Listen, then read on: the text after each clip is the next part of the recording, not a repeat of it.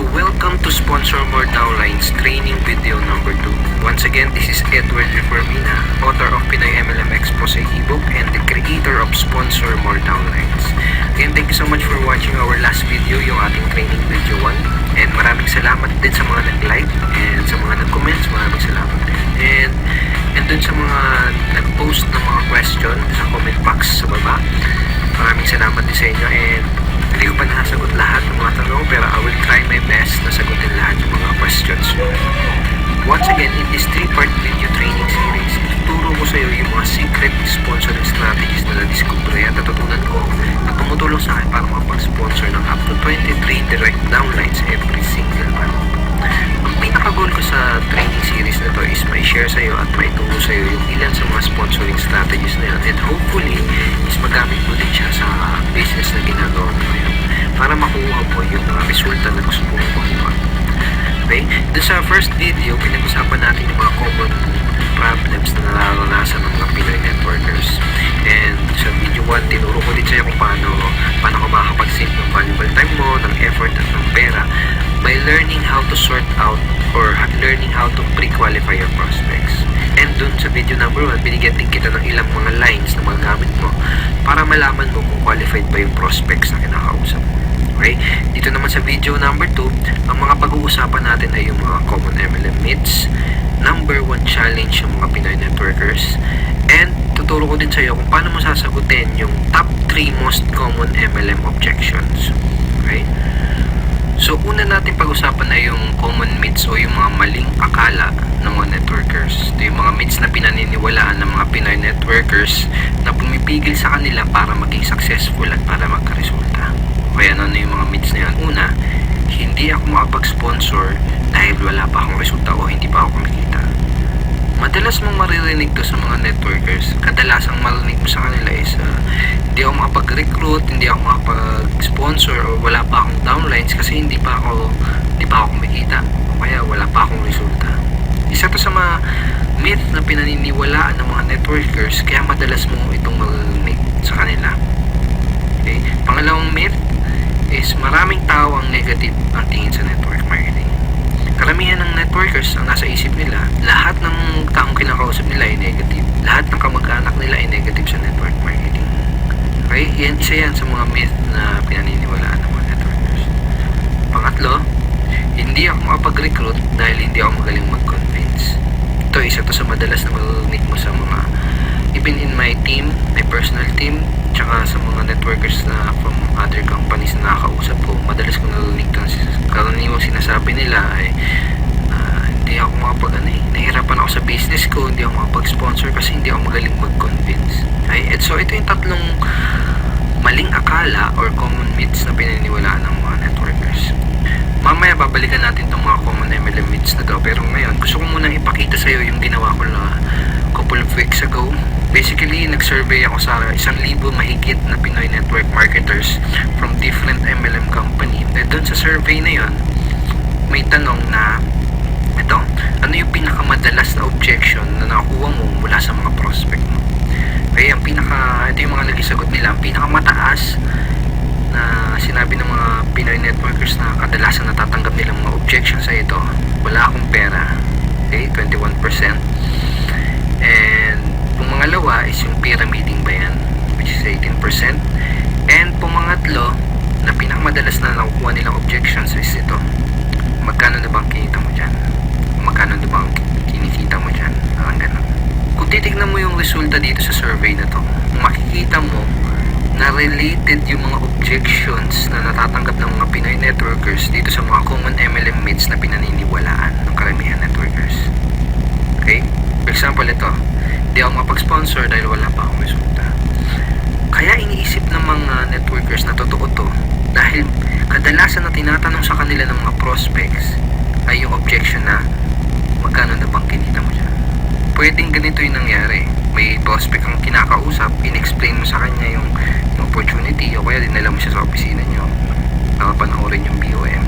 Ngayon, after niyang ma-explainan, nagtanong siya sa'yo, nagbigay siya ng objection na magkano na bang kinikita mo dyan. Ngayon, kung bago ka pa lang, normal lang na syempre, mali pa lang or wala ka pang kinikita. At posible din na hindi mo pa alam kung paano sagutin ng tama ang ganitong klase ng objection. Ngayon, kung hindi siya sumali, ang magiging thinking mo ngayon, ang papasok kayo sa isip mo, ay hindi siya sumali kasi hindi pa ako kumikita.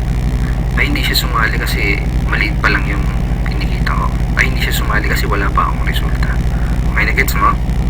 Yung pangalawa, tingnan natin. Maraming tao ang negative ang tingin sa network marketing. Posible din na may prospect ang kinakausap na explainan mo na siya. And then, nagbigay siya ng objection na pyramiding ba yan? Ngayon, kung hindi mo alam sagutin ng tama tong objection na yan, hindi mo siya mapapasali.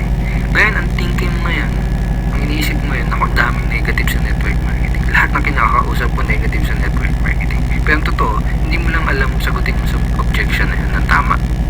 Pangatlo, itong wala akong pera. See, dito sa Common MLM Meets, hindi ako mapag-recruit dahil hindi ako magaling mag-convince. Possible na may prospect ang kausap, sinabi niya na wala akong pera. Maganda yung opportunity, wala akong pera. Ngayon, dahil wala siyang pera, hindi mo siya napasali. Pero posibleng pumasok sa isip mo na hindi ko siya napasali kasi hindi ako magaling mag-convince. Yan. So, related itong mga common MLM objections na to doon sa common MLM myths na pinaniniwalaan ng mga networkers. Ibig sabihin, walang katotohanan itong mga paniniwala na to, itong mga myths na to, kaya nga myth, di ba?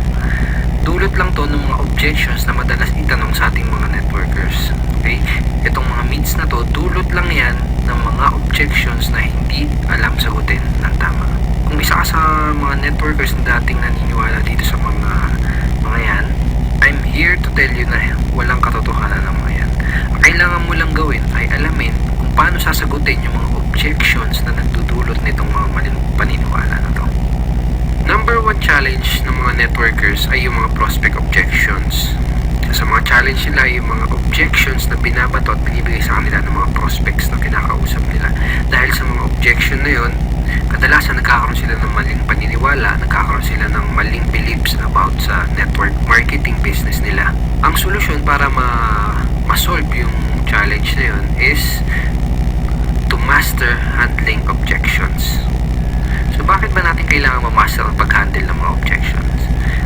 Kung gusto mo talagang ma-master ang pag-sponsor o pag-recruit, kailangan mong ma-master ang pag-handle ng lahat ng mga common MLM objections, period. Napakadaming networkers kasi ang nag-fail dahil hindi nila alam kung paano mag-handle ng mga common objections. At ang masama pa, madaming mga networkers ang walang idea kung paano i-handle ang mga objections sa kanilang prospects. At kasi yan, kahit gaano pa kaganda ang pag-present mo ng business mo, okay? Kahit gaano pa kaganda yung pag-present mo ng product mo, lahat ng prospect, kahit interesado na yan, sigurado ay may katanungan at objections pa din yan bago siya magkaroon ng final na decision. Normal lang kasi talaga yun. Pero itong masakit, kapag hindi mo nasagot ng tama ang mga questions at objections ng mga prospects, hindi mo pa din sila mapapasali.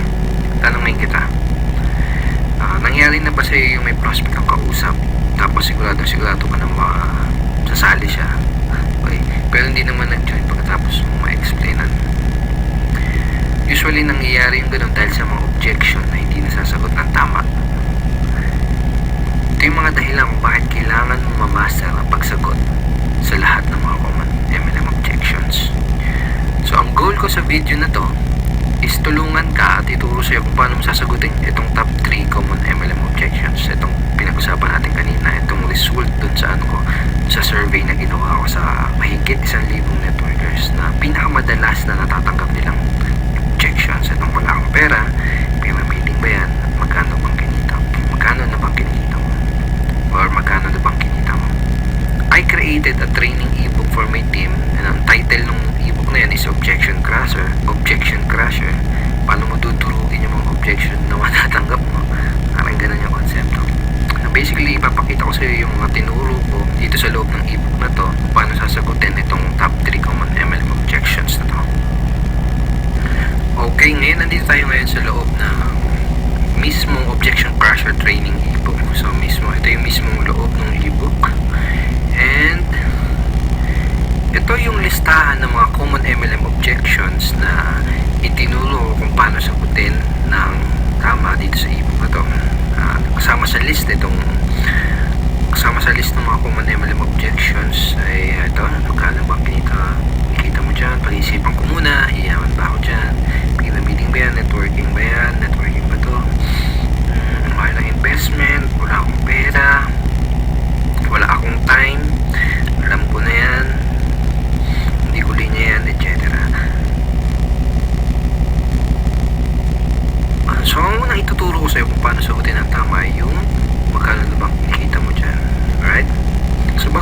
ituturo sa'yo kung paano sagutin ito.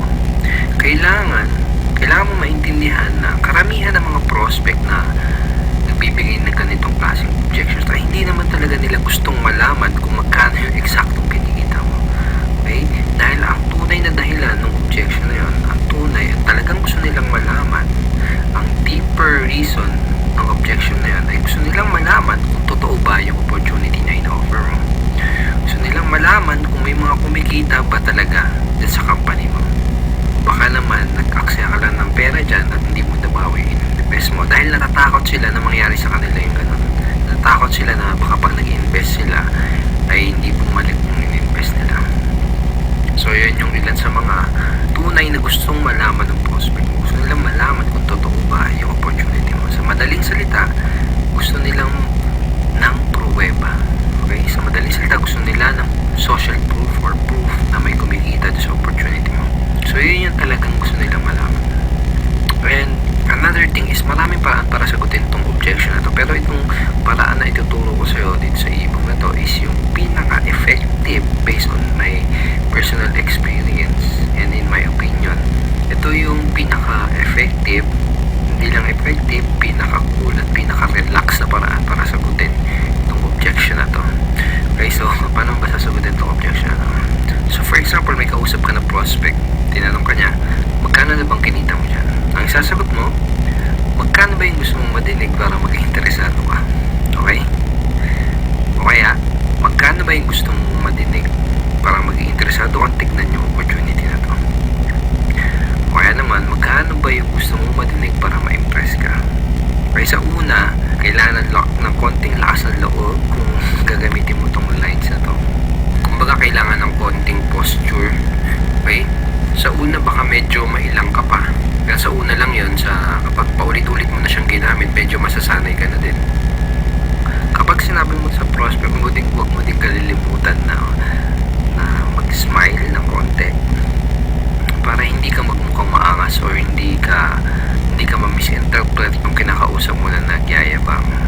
Alright?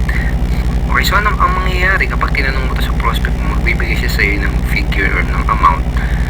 And hindi mahalaga kung hindi mo pa kinikita yung halaga na sasagot ng prospect mo.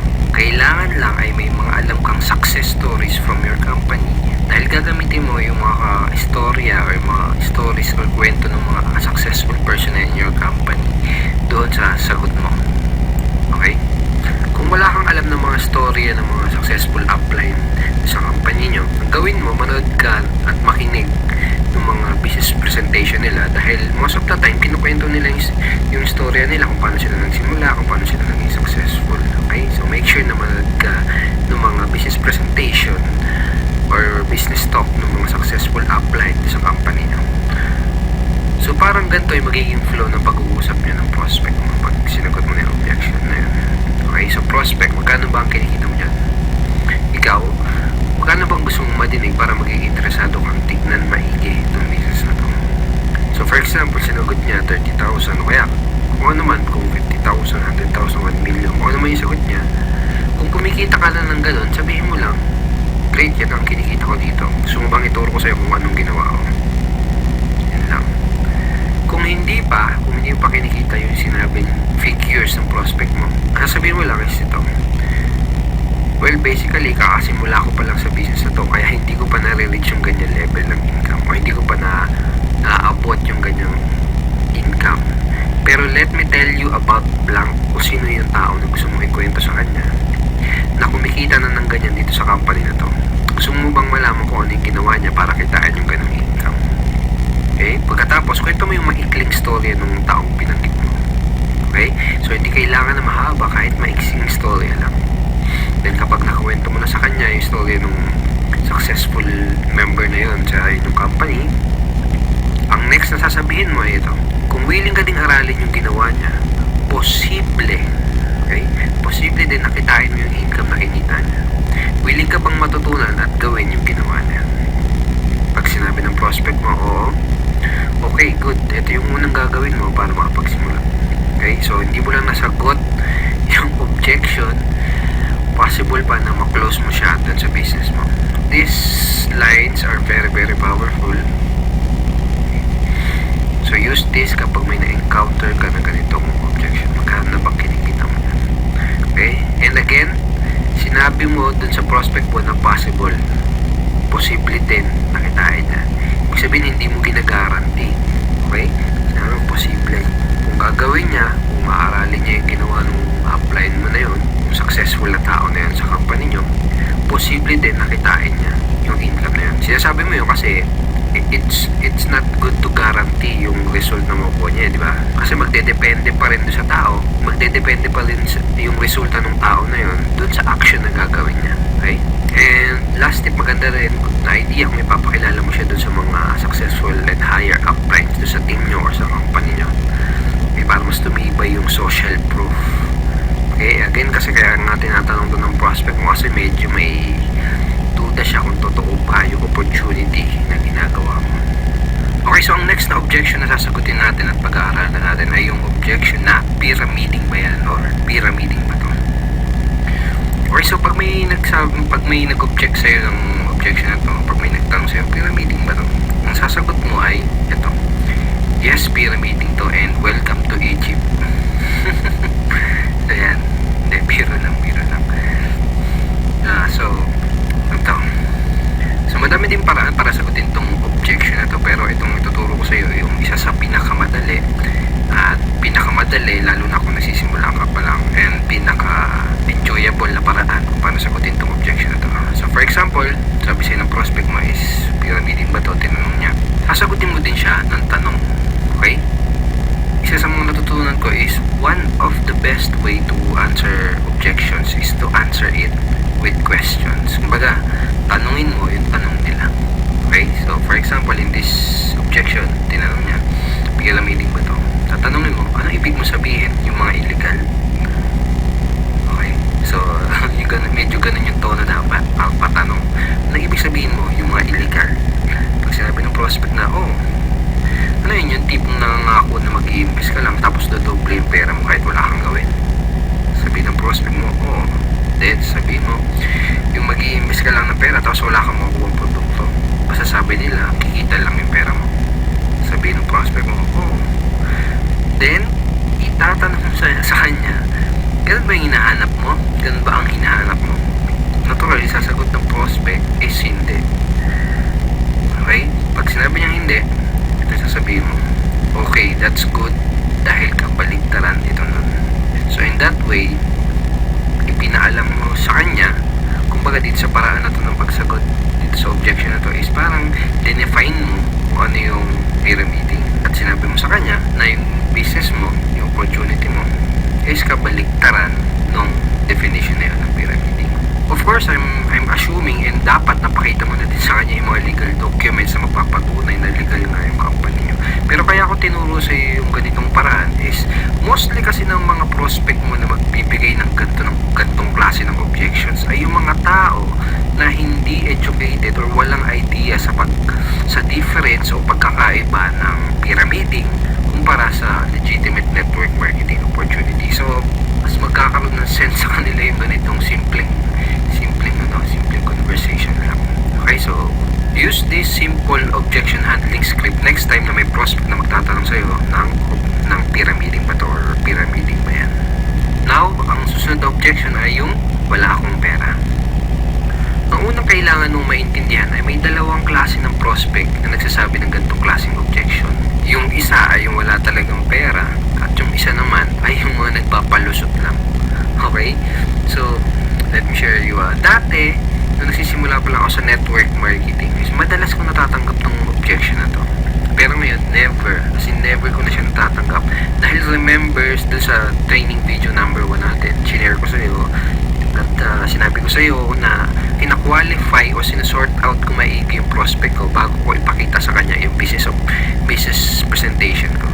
Kumbaga, kung wala silang sapat na reason why, hindi ako mag-aaksaya ng panahon para ipakita pa sa kanila yung business, dahil alam ko na mag-aaksaya lang ako ng oras at alam ko na magpapalusot lang sila. So, kung may nagbigay sa iyo ng ganitong klase ng objection, ang unang kailangan mong malaman is kailangan malaman mo kung nagsasabi ba sila ng totoo or kung nagpapalusot lang ba sila. So, paano mo malalaman? Tatanungin mo sila. Okay, tatanungin mo sila kung totoo ba na wala silang pera. So, paano mo gagawin yun? Ganito, simple lang. Pag sinabi ng prospect na wala silang pera, tatanungin mo sila, pwede bang magtanong? Tanong mo, okay lang ba sa'yo kung magtapatan tayo sa isa't isa? Ibig mo bang sabihin ay interesado ka sa business na to pero wala ka lang pera? O sinasabi mo lang na wala kang pera dahil mabait ka lang na tao at ayaw mo kung ma-offend kaya hindi mo agad masabi na hindi ka interesado? Okay? So make sure to smile again. Kapag sinabi nila na hindi talaga sila interesado, just let them go. That person is not right for your business. Pwede mong sabihin na I understand, hindi naman kasi talaga para sa lahat ng business na to. Ang hinahanap lang namin ay interesado at yun talagang pwedeng matulungan na opportunity na to. And thank you for your time. Ganun lang, be professional. Okay? Hindi mo kailangan ipagpilitan yung opportunity mo dahil network marketing is a sorting business. Okay? Naghahanap lang tayo ng mga tao na magiging interested dun sa in-offer natin.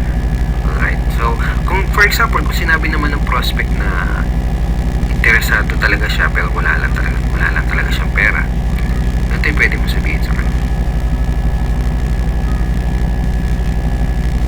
Okay, so ganito, unang gagawin mo is makikisimpatya ka or makikisimpatize ka dun sa situation ng prospect mo. Parang ganito, naiintindihan ko yung sitwasyon mo. Nung una ko nakita tong business na to, ganyan din yung sitwasyon ko at ganyan din yung sinabi ko, wala akong pera. Pero na-realize ko, kung wala akong gagawin na paraan kung wala akong gagawing bago, wala din mangyayaring bago. Kung 5 years ago sinasabi ko yung salitang wala akong pera, malamang 5 years from now ay paulit-ulit ko pa din sasabihin yung salitang wala akong pera. Kaya ang ginawa ko, gumawa ako ng paraan. Tapos, kwento mo sa prospect mo, kung ano yung ginawa mong paraan para mapag-start ng business. Well, obviously, sasabihin mo sa prospect mo to kung medyo ganito yung nangyari sa'yo bago ka magsimula ng network marketing business mo.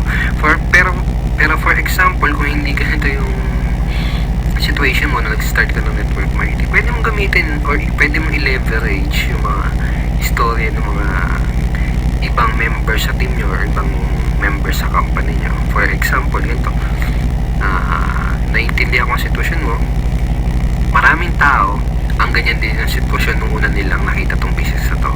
Sinabi din nila na wala silang pera, pero na-realize nila wala silang gagawin na paraan at kung wala silang gagawin bago, wala din mangyayari sa kanilang bago. Kung 5 years ago sinasabi nila na wala silang pera, malamang 5 years from now paulit-ulit pa din nila sasabihin yung salitang wala silang pera. Kaya ang ginawa nila, gumawa sila ng paraan. Katapos ikwento mo yung story ng other members from your team or members from your company. Okay? Pagkatapos mo na ikwento yung ginawa mong paraan o yung ginawang paraan ng ibang member sa team nyo, ito yung next na sasabihin mo sa kanya. Ito yung gusto kong itanong sa'yo. Gusto mo ba na habang buhay mo nilang sasabihin yung salita na yan, wala akong pera? Okay, di sasagot sa'yo ng prospect mo, syempre hindi, diba? Then tatanong mo sa kanya, ano yung pwede mong gawin na paraan? Okay? So siya na mismo magsasabi sa'yo ng paraan na pwede niya gawin para makapag-start ng business. So simple lang, di ba? Kayang-kayang i-apply. Okay? So use this scripts, use this way of handling objection next time na may magsasabi sa'yo ng objection na wala silang pera. Of course, kailangan mo practicein yan sa unang bagsak mo, sa unang beses mo gagamitin yan, medyo magkakamali-mali ka pa. Okay? Okay? It takes practice. Natural lang yun sa unang magkakamali ka. But use it ng paulit-ulit para masanay ka and ma-internalize mo yung pinaka-approach or your strategy. So, thank you so much for watching our training video number 2. I hope madami kang natutunan at I hope ma-apply mo agad itong mga bago mong nalalaman sa business mo. Okay? At may isa pa akong good news sa'yo. May ginawa akong free PDF script na pwede mong i-download. Okay? Yung download button is nasa baba ng video na to. So, download mo yan. Basically, nakalagay din sa PDF script na yan yung mga objection handling script na pinag-aralan natin din sa video training number 2. So, download mo yan para ma-review mo palagi yung mga tinuro ko sa yung bago.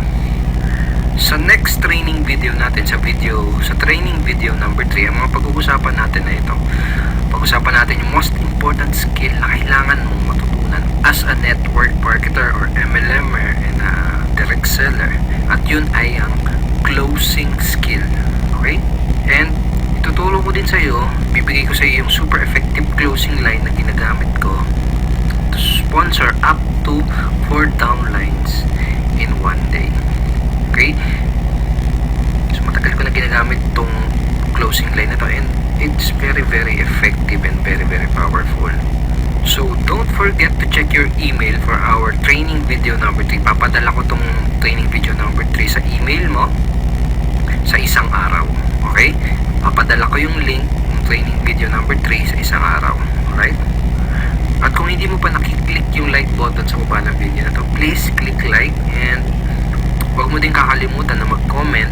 At kung may katanungan ka, kung may any questions ka, i-post mo lang dun sa comment box below this video, and I will try my best na sagutin.